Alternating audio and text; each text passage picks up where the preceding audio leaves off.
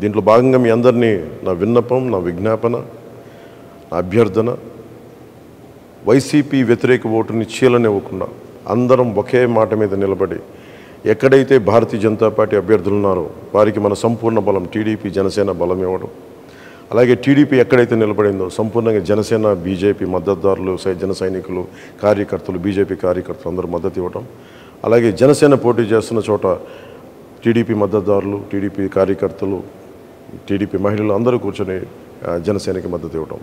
సమిష్టిగా ఇది కూటమి గెలుపు, ఆంధ్రప్రదేశ్ గెలుపు. వైసీపీ వ్యతిరేక ఓటుని చీలనివ్వనని చెప్పి నేను 2021 ఇప్పటం గ్రామం సభ పెట్టినప్పటి నుంచి ఈ రోజు దాకా అదే మాట మీద ఉన్నాం, అదే బాధ్యతతోటి ముందుకు తీసుకెళ్తా ఉన్నాం. భారతీయ జనతా పార్టీ నరేంద్ర మోదీ గారి నాయకత్వంలో నడుస్తున్న ఈ దేశం ఖచ్చితంగా ఆయన ఆశీస్సులు మన రాష్ట్రానికి ఉండాలి. ఆ దిశగానే వారిని చాలా వ్యయ ప్రయాసాలతోటి మనం ఒప్పించి ఈ రోజున మనం ఈ పొత్తులోకి భారతీయ జనతా పార్టీ నాయకులు అంగీకారం తెలిపారు. నాకు చాలా చిన్న వయసులో నేను చదువుకున్నది ఎంజీఆర్ గారి మాటలు గుర్తున్నాయి. ఒక రాష్ట్ర ప్రభుత్వం సమర్థవంతంగా పనిచేయాలంటే కేంద్ర ప్రభుత్వం ఆశీస్సులు అవసరం అని. ఆ వాక్యం నా మీద చాలా బలమైన ప్రభావం చూపించింది. ఎందుకంటే మన కేంద్ర ప్రభుత్వం లేకుండా ఈ ఫెడరల్ స్ట్రక్చర్లో కేంద్ర ప్రభుత్వం సహాయ సహకారాలు లేకుండా ముందుకు నడవటం చాలా చాలా కష్టం. వీటన్నింటినీ దృష్టిలో పెట్టుకొని ముఖ్యంగా 6 అంశాల మీద మనం ముందుకెళ్తున్నాం. విద్య, వైద్యం, ఉపాధి, సాగునీరు, తాగునీరు, లా అండ్ ఆర్డర్. విద్యకు సంబంధించి ప్రభుత్వం ఫీజు రీయింబర్స్మెంట్స్ చేయలేదు, ఎయిడెడ్ స్కూల్స్ మూసేశారు, సరైన నాణ్యతతో కూడిన విద్యా విధానం లేదు. అలాగే సంక్షేమ పథకాలు అమ్మఒడి లాంటిది కూడా ఎంతమంది బిడ్డలు ఉంటే అంతమందికి ఇస్తామని చెప్పి ఇవ్వలేదు, ఒకరికి ఇచ్చి మరి అందరికి ఇచ్చిన భ్రమ కల్పించారు. అలాగే ఎయిడెడ్ స్కూల్స్ దాదాపు 7,000 పైచీలకు ఎయిడెడ్ స్కూల్స్ మూసేశారు. ఇప్పుడు వాటిని కూడా ప్రైవేటైజ్ చేసే ప్రయత్నాలు జరిగినాయి. కొన్ని చోట్ల అడ్డుకున్నా, కొన్ని చోట్ల కుదరలేదు, కొన్ని చోట్ల ప్రైవేట్ పరం అయిపోయినాయి. అది విద్య పరంగా ఎవరికి కూడా సరైన ఫీజు రీయింబర్స్మెంట్లు జరగలేదు. ఎన్టీఆర్ హెల్త్ యూనివర్సిటీని పేర్లు మార్చేశారు, ఆంధ్ర యూనివర్సిటీని వైసీపీ కార్యాలయంగా చేశారు. విశ్వవిద్యాలయాల్లో కూడా వైసీపీ ప్రభుత్వం తాలూకు పోకడ, దాని జోక్యం నిజంగా విశ్వవిద్యాలయాల తాలూకు ఔన్నత్యాన్ని, ఉన్నతిని మంటగలిపింది. ఇవన్నీ మార్చుకోవడం, భవిష్యత్తులో నాణ్యమైన విద్య, విశ్వవిద్యాలయాల తాలూకు దాని తాలూకు సమగ్రత కాపాడుకునేలాగా ఉంటుందో. అలాగే మనకి వైద్యానికి సంబంధించి మనం ప్రతి కుటుంబానికి 25 లక్షల రూపాయలు మనం హెల్త్ ఇన్సూరెన్స్ ఇస్తూ ఉన్నాం కూటమి ప్రభుత్వం తరపు నుంచి.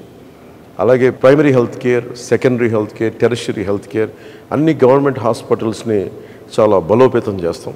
అది కూటమి ప్రభుత్వం తీసుకున్న నిర్ణయం. అలాగే ముఖ్యంగా ఎక్కడైతే మనకి పొల్యూషన్ ఉందో, కాలుష్యం ఉందో, కాలుష్యం ఆరోగ్యాన్ని ఇబ్బంది పెడుతుందో ఆ కాలుష్య నియంత్రణ మండలి ద్వారా వాటిని సరిచేసే బాధ్యత కూటమి ప్రభుత్వం తీసుకుంటుంది. ఉపాధి మనకి వచ్చి అన్ని మెగా డిఎస్సిని రిలీజ్ చేస్తాం, డిఎస్సి రిలీజ్ చేస్తాం, 18,000 పైచిలకు పోస్టులను భర్తీ చేస్తాం, పోలీస్ కానిస్టేబుల్స్, ఎస్ఐల పోస్టులు భర్తీ చేస్తాం, నిరుద్యోగాన్ని రక్కసిని పారదోలుతామని చెప్పి మనకి ప్రభుత్వంలోకి వచ్చిన వ్యక్తి కనీసం పట్టుమని 10 ఉద్యోగాలు కూడా ఇవ్వలేదు. కేవలం అరాకొర సంక్షేమంతో దాన్ని ఎక్కువ అడ్వర్టైజ్మెంట్స్ తోటి ముందుకు తీసుకెళ్ళి సంక్షేమాన్ని కూడా సంపూర్ణంగా చేయలేకపోయిన ప్రభుత్వం, ఉపాధి ఇవ్వలేకపోయిన ప్రభుత్వం, మనకి జాబ్ క్యాలెండర్ రిలీజ్ చేయలేని ప్రభుత్వం. ఇది మారాలి అంటే ఖచ్చితంగా మన కూటమి ప్రభుత్వం రావాలి. వచ్చిన వెంటనే ముందుగానే మన మెగా డిఎస్సిని మనం దాని మీదే ఉంటుంది, ముందుకు తీసుకెళ్తాం రాగానే. అలాగే సిపిఎస్ కాంట్రిబ్యూటరీ పెన్షన్ స్కీమ్కి సంబంధించి మాట ఇచ్చి మరి వెనక్కి వెళ్ళిపోయాడు. వారం రోజుల్లో సంతకం పెడతానని చెప్పిన వ్యక్తి ఈ రోజున దాన్ని గాల్లోకి వదిలేశాడు. స్కూల్స్లో పాఠాలు చెప్పి టీచర్లను తీసుకెళ్ళి మనకి యారక్ షాపుల దగ్గర, సారాయి షాపుల దగ్గర క్యూల్లో సరిచేసే బాధ్యతలు అప్పచెప్పాడు. ఇది వారిని మన గురు బ్రహ్మ, గురు విష్ణు, గురు దేవ మహేశ్వర అని చెప్పి మనం గురువుని ప్రార్థించుకునే పరిస్థితుల్లో తీసుకొచ్చి మద్యం షాపుల దగ్గర పనిచేసే విధంగా ఈ ప్రభుత్వం గురువులను అవమానం చేసింది. ఉద్యోగులకి సిపిఎస్ ఇవ్వలేదు. వీటన్నిటిని దృష్టిలో పెట్టుకొని నేను గురువులకి గౌరవం ఇచ్చేలాగా, వారికి వేతనం సకాలంలో అందేలాగా, అలాగే సిపిఎస్ నేను ఉమ్మడి ఆంధ్రప్రదేశ్ మాజీ ప్రభుత్వ ఉద్యోగ కొడుగ్గా నాకు కష్ట నష్టాలు తెలుసు. ఈ రోజుకి మా అమ్మకి మా నాన్నగారి పెన్షన్ అందుతూ ఉంటుంది. దానికి తాలూకా కష్టం తెలుసు నాకు. అలాంటిది కాంట్రిబ్యూటరీ పెన్షన్ స్కీమ్ పదవి విరమణ చేసిన ఉద్యోగులందరికీ కూడా సంవత్సరం లోపు నేను మీకు మాటిస్తున్నాను. సంవత్సరం లోపు దీనికి పరిష్కారాన్ని కనుక్కొని మీ పదవీ విరమణ మీకు భయపెట్టేది కాదు, మీకు భరోసా ఇచ్చేదిలాగా ఉంటుందని చెప్పి మనస్ఫూర్తిగా నేను మీకు పదవీ విరమణ చేయబోతున్న ఉద్యోగులందరికీ నేను తెలియజేసుకుంటా ఉన్నాను. నేను మీకు మాటిస్తున్నాను, సంవత్సరం లోపు దానికి పరిష్కార మార్గాన్ని కనుక్కొని మేము పారిపోం.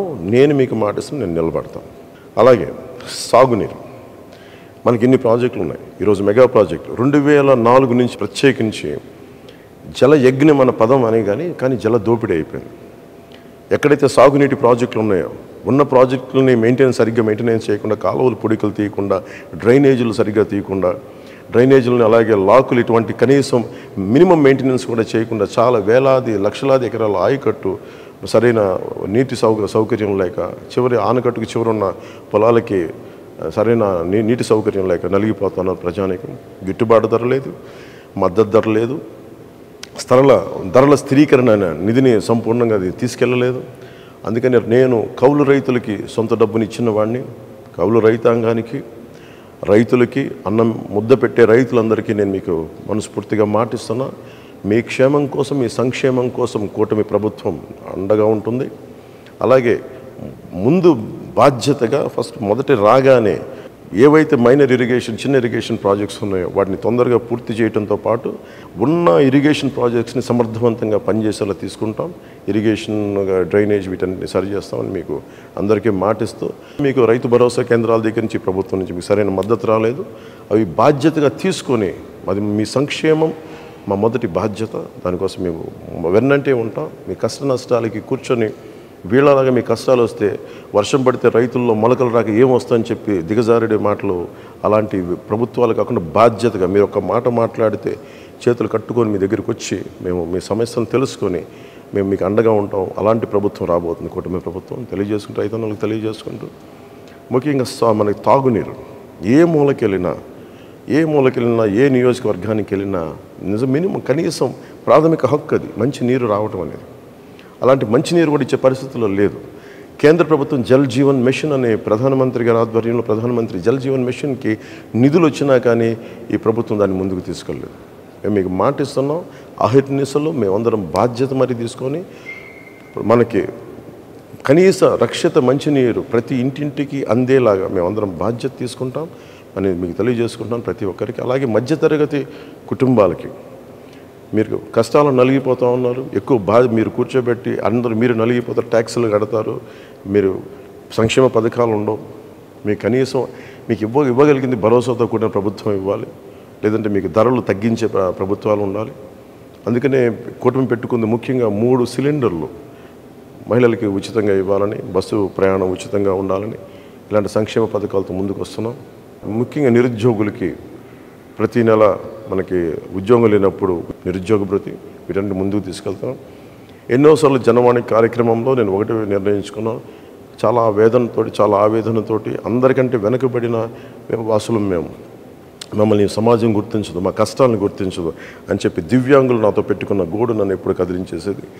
దాంట్లో భాగంగానే మనకి తెలుగుదేశం, జనసేన ఉమ్మడి మన మేనిఫెస్టో కమిటీ కూర్చొని ప్రత్యేకించి దీని మీద దృష్టి సారించి ప్రతి దివ్యాంగులకి 6,000 రూపాయలు నెలకి ఇంటికి వచ్చి అందజేసేలాగా, అలాగే ఎక్కడైతే సంపూర్ణంగా దివ్యాంగులు మొత్తం శరీరం అంతా చచ్చుబడిపోయిందో వారికి నెలకి 15,000 రూపాయలు అందజేసేలాగా, అలాగే తలసీమియా లాంటి వ్యాధిగ్రస్తులకి నెలకి 10,000 రూపాయలు వచ్చి అందజేసేలాగా ఈ బాధ్యత కూటమి ప్రభుత్వం తీసుకుంటుంది. ఈరోజు మేము పెట్టుకున్న సంక్షేమ కార్యక్రమాలు అన్నీ కూడా నిరుద్యోగులకు కానీ, రైతాంగానికి కానీ, మీరు మేనిఫెస్టో చూస్తే అన్ని సంక్షేమ కార్యక్రమాలు కూడా మేము చాలా బాధ్యతగా తీసుకొని చేస్తాం. చాలా బలమైన బరువు, చాలా బలమైన బాధ్యత. ఎందుకంటే మనసుంటే మార్గం ఉంటుంది. వైఎస్ జగన్కి ఇసుక మీద 41,000 కోట్లు, మద్యం మీద 40,000 కోట్లు వాళ్ళు అడ్డగోలుగా దోచేసుకున్నారు. మన ఆరోగ్యాల్ని హాని చేసి, అసలు ఫిల్టర్ చేయని లిక్కర్ని ప్రజలకు అమ్మేసి, నరాలు దెబ్బతినేంత మందు నమ్మి ఈ రోజున ఒక చిన్న భిన్నం చేశారు వ్యవస్థని. మద్యపాన నిషేధం అని చెప్పిన ప్రభుత్వం మద్యపానాన్ని అమ్మటం. సో అందుకని వీళ్ళందరికీ మేము కోరుకుంటుంది ఇది ఎంకరేజ్ చేయటం కాదు, కాకపోతే మీకు కల్తీ లేని ఒక మద్యాన్ని కనీసం అందించడం, కనీసం మీ ప్రాణరక్షణకి వయసెస్ని వ్యసనాలని ఎవరు ఎంకరేజ్ చేయం.